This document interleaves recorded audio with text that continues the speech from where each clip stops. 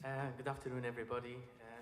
I'm very happy to be again here in the Ark here with, as well. I appreciate always whatever it is, whatever it is. It's music, and we enjoy doing it as enjoying people enjoying it. So we do, of course, our best to keep you enjoyed and as we enjoy it. The first we're going to start with. It's something coming from the Northern African desert. And it is a song from Libya, particularly. When somebody in this area likes you, he can say to you something like, "You just entered my head." It means you filled my heart, you filled my brain. You're so interesting to me to be with you. So this guy's saying to his fiancée, "You entered my head. You are filling my head with your love there." And this song is from the Libyan desert. يا بنية خشيتي بالي، يا نجمة تضوي في العالي، البسمة في وجهك محلاها، يا واخدة عقلي وافكاري. يا بنية خشيتي بالي، يا نجمة تضوي في العالي، البسمة في وجهك محلاها، يا واخدة عقلي وافكاري. هاتي ايدك وتعالي معي يا حبيبة، تمنيتك في حدك. هاتي ايدك وتعالي معي يا حبيبة، تمنيتك في حدك. هاتي ايدك وتعالي معي يا حبيبة، تمنيتك في حدك.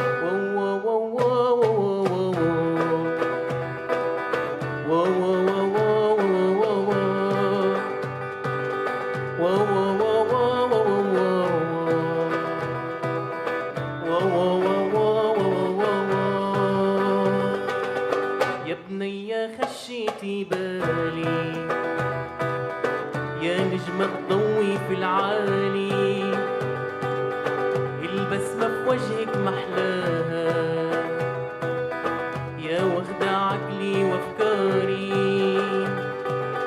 يا بنية خشيتي بالي،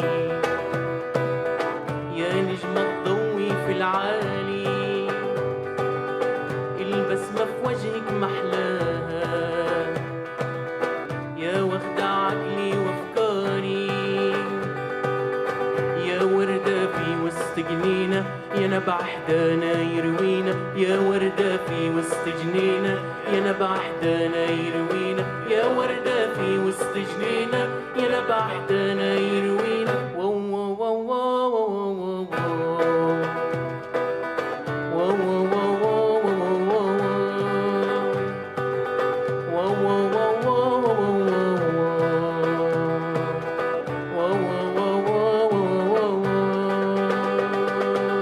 يا بنية خشيتي بالي، يا نجمة تضوي في العالي،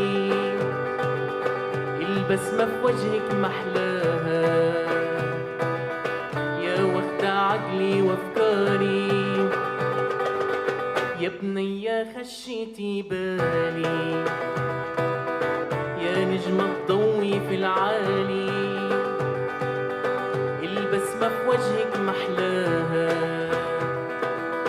يا واخدة عقلي وافكاري.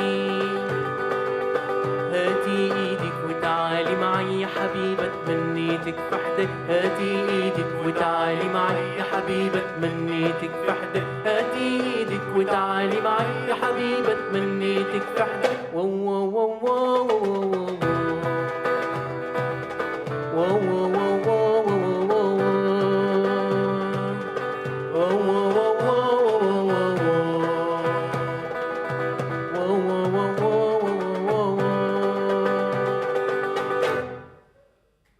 Thank you. You entered my head. Thank you very much.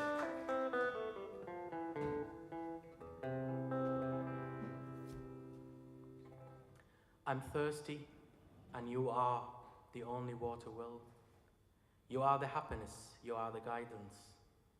Let the talk take us tonight. In a warm night, it can cuddle us. As far as you dream, you get. And as far as you love, you be loved. And every step we step on the way, all the world will be smiling in our face. These words were for the song of the kind girl. Somebody saying to a kind girl in the night, dance to me, it's the night for us. But this kind girl or kind lady could be as variable things you can imagine of. Your family, your home, your land, your region, your little town, your little street. The nation meaning, in my opinion, as I believe in it, it's not where you get the flag and you've been born and you have the passport with the name on it. No, the home is where you feel it's home, where the human people or the human beings takes you in them and absorb you in them and share you the same feeling as you feel. So there's nothing called boundaries or borders for me. We are human beings all over these nations and all over this world and over this globe. But you can identify them on 2 or 3 sections. Whatever interests for you in them and interest for them in you, it's your home, it's wherever it is. So I'll sing this song, Ya Sabiya. Ya Sabiya ya حنينة اتميلي على كيفي أنا يا صبية يا حنينة اتميلي على كيفي أنا وميلي ميلي ميلي يا صبية ده انتي في ليلي ده فليا ميلي ميلي ميلي يا صبية ده انتي في ليلي ده فليا على قد ما بنعشق نطول على قد ما بنحلم ننول على قد ما بنعشق نطول على قد ما بنحلم ننول وكل خطوة تضمنا الدنيا تصبح ملكنا يا صبية يا حنينة اتميلي على كيفي أنا ميلي ميلي ميلي يا صبية ده انتي في ليلي ده فليا ميلي ميلي ميلي يا صبية ده انتي في ليلي ده فليا يا نسمة أنا بتنسمك يا صورة حلوة برسمك يا نسمة أنا بتنسمك يا صورة حلوة برسمك يا بحري بياخدني معاك أنا أول وأنا منتهى يا صبية يا حنينة اتميلي على كيفي أنا ميلي ميلي ميلي يا صبية ده انتي في ليلي ده فليا ميلي ميلي ميلي يا صبية ده انتي في ليلي ده فليا عطشان ومين غيرك سبيل ده انتي الفرح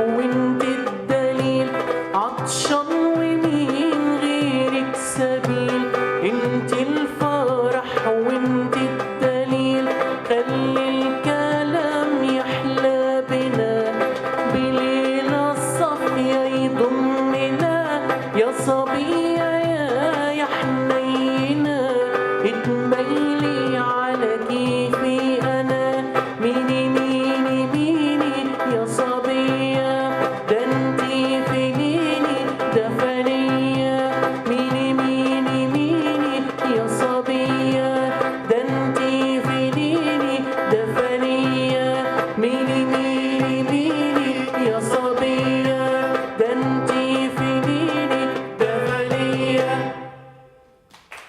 Thank you.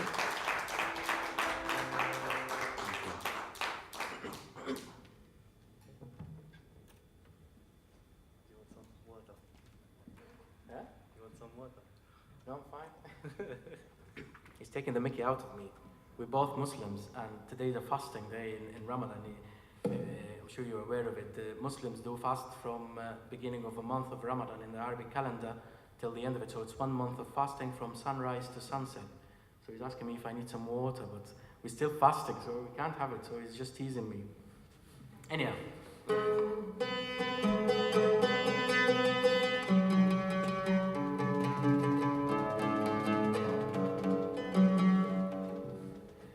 Well, I shall introduce you to one of my friends, the lute.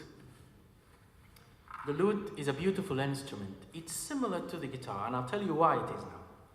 This instrument started somewhere in Iraq in probably 12th, 11th century, something like that. Or probably less than this, with different shapes. But this started in this region, Iraq, Iran, Persia, this area.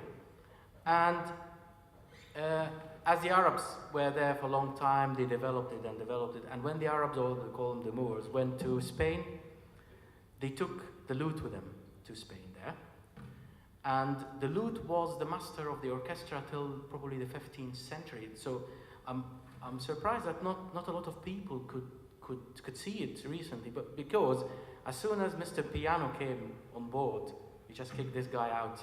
So the piano became the master of the orchestra, and all the writers or composers start particularly to write concertos for piano more than any other instrument. It dominated basically the orchestra there.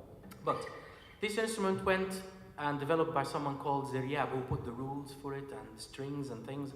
And when it developed in Spain, it took another shape, which is the classical guitar, or the Spanish guitar as we understand now. And you can get also in the regions, you get different shapes of it, like bouzouki in Greece, and you get also in Turkey and Syria and Lebanon something called the bouzuk, which is probably the word bouzouki in another language. But so this rounded shape thing with sound box and with strings there is the same theory that based upon a lot of instruments. And my evidence that these were the origin of all of them is the setting of the strings itself. It's 90% similar to the guitar, to the bouzouki. All these strings instruments with the same shape, they got the same origin from that guy here. So this is one of my friends, and it is very emotional. It's very expressive. As soon as I get any emotions inside me, I just hold it, and it never disappointed me. Basically, if you're happy, it gives you as much happiness as you can imagine. If you were sad, it gives you some condolences and tells you don't be upset, I'm upset with you, and I'm expressing how bad you feel. So it had never disappointed me, and I'm proud to introduce you to my friend the lute. The song is somewhere in the region of Northern Africa, or northwest of Africa, where Morocco, Algeria, Tunisia, they have their own culture in music, and they call it rhyme music. Rhyme music coming from the word opinion, so it's opinion music. I doubt that this comes from objection on something socially or politically, that even the songs carries a lot of political meanings, and a lot of rice singers, they've been thrown out of their countries for singing. So this song is Ya Rayah. Ya Rayah, it means the one who goes. And the life is a big journey. We can think of life as life, we live it, but it's not. It's a journey from a point of a start and a point of an end. And you're going to be asked in one day, what did you do with it? Did you waste it? Did you drink all Saturdays and Sundays and just was absent for your holidays? Did you, how many times you've been unfair to people and how many times you've been fair? Everything for a reason. We just have the test paper. But unfortunately, some people live in the test paper as it is, the final result. It's not. It's just the test paper. So whatever you go, whatever you travel, just think where you are, because you're coming back again on the start point and you don't notice. You've been wasting your life year after year. You're coming back to the start point and you don't notice. يا رايح, take my advice before you regret, as the people before you regret. So this song from particularly Morocco.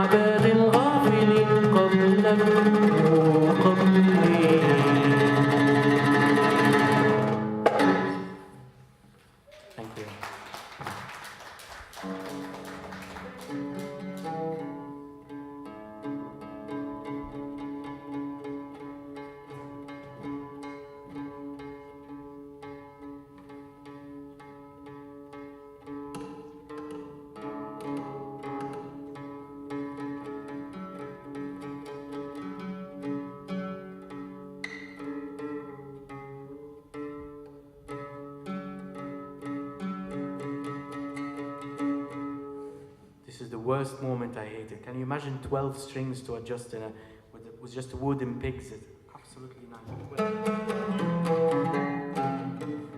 Well, my friend Imad has got some Syrian Lebanese style singing, and it's a proper Arabic style that's quite common. It was very common from probably 30s and 20s of this century till about this now. Still till now they sing it as passionate as they sang it in the beginning of this century. So Imad will sing for us one of the songs. Will it try? I don't know, you choose what you want.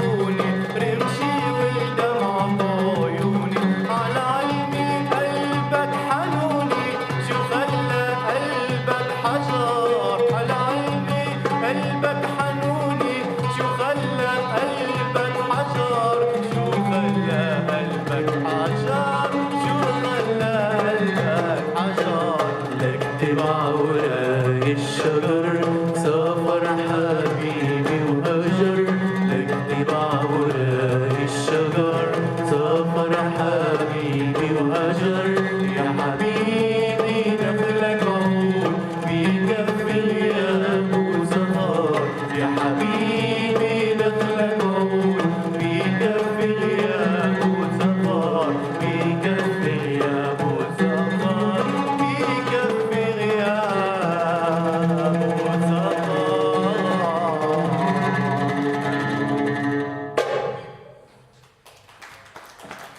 Thank you very much.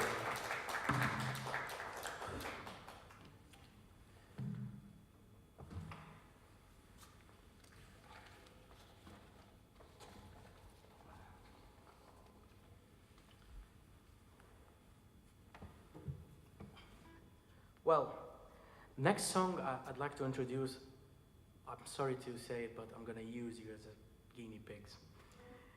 This is one of my first compositions and my first song tuning, like you say. And I'm still searching for producers, but the words of it was one of my friends. He's got the words and I like them. And it says, a beautiful owned my heart, and he rapped on my sorrows and injuries. Come on my happiness and go my sorrows.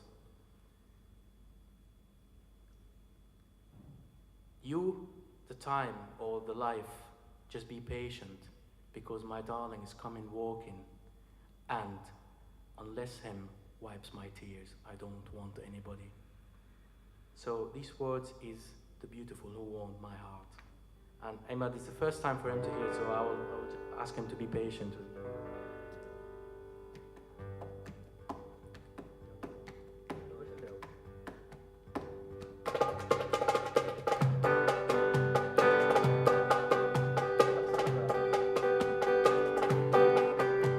أسمر مالك روحي طبطب على جروحي أسمر مالك روحي طبطب على جروحي يا فرحتي تعالي ويا الدموع روحي يا فرحتي تعالي ويا الدموع روحي أسمر ملاك ملاك أسمر ملاك روحي أسمر ملاك روحي طبطب على جروحي أسمر ملاك روحي طبطب على جروحي اللي شغل بالي ميل وألهاني اللي شغل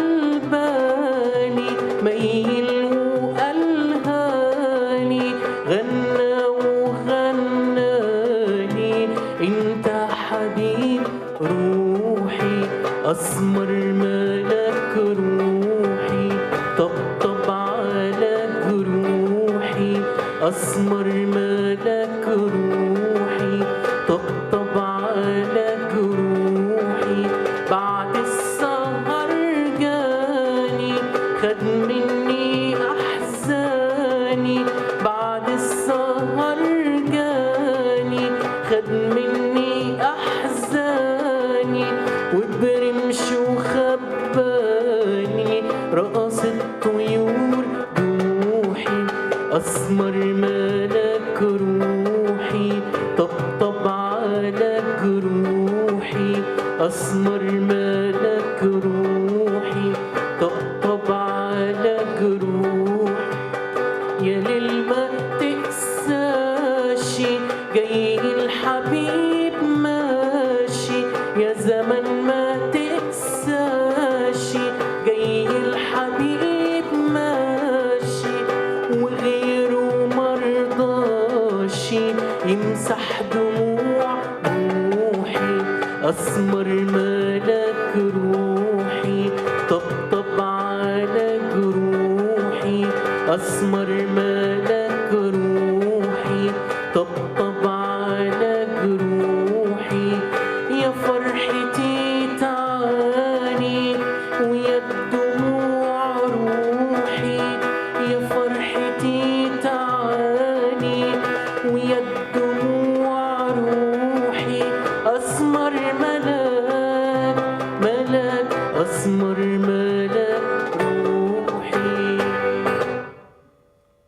Thank you.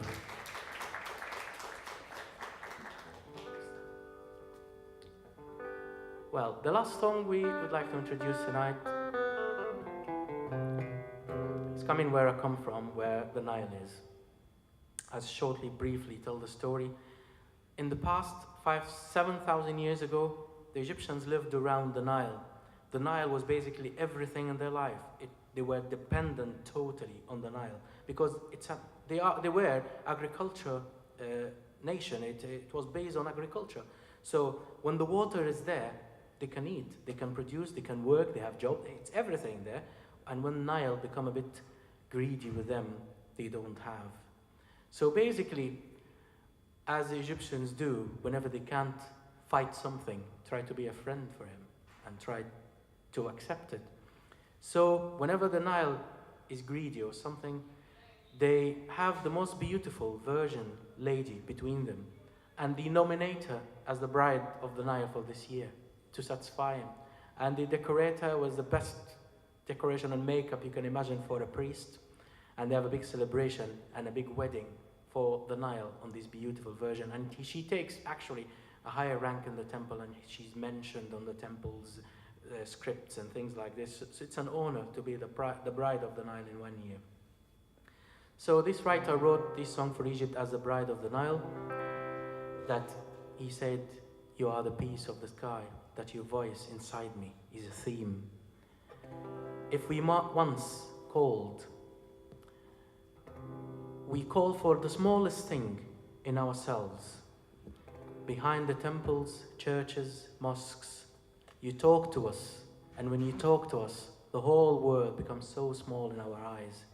You are the star in the sky, you are the bride of the Nile."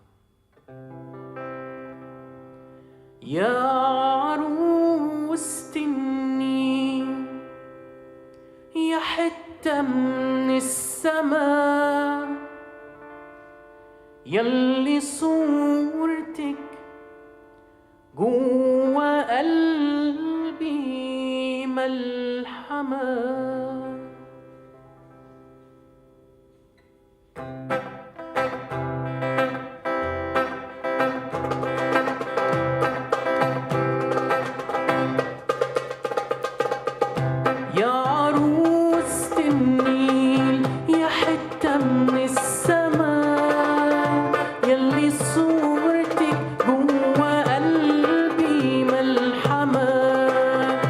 عروسة النيل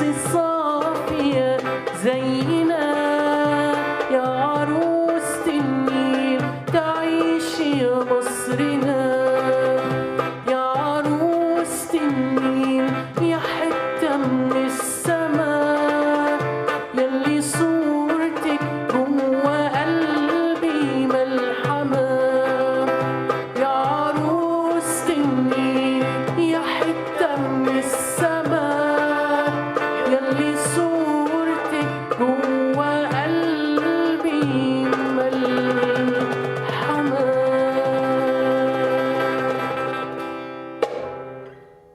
Thank you. Thank you very much. Imad, Ahmed, thank you.